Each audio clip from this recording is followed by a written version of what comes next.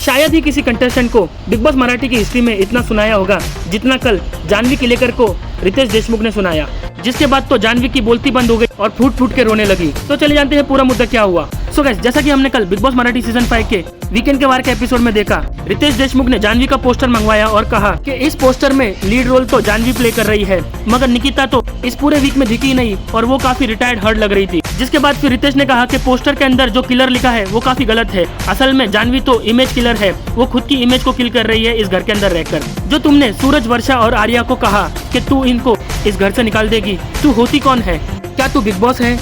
तू जनता है? तू कैसे इनको बाहर निकाल सकती है?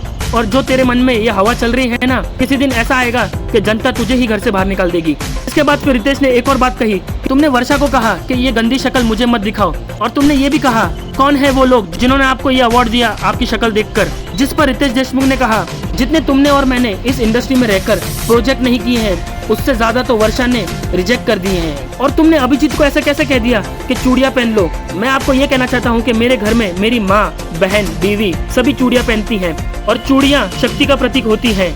और एक लड़की होकर तुम्हारे मुंह से ये शब्द निकलते हैं जिससे अब महाराष्ट्र की जनता तुमसे काफी नाराज है। गाइस, रितेश की ये सब बातें सुनकर तो जाह्नवी बोलती ही बंद हो गई और वो फिर सबके सामने ही रोने लगी।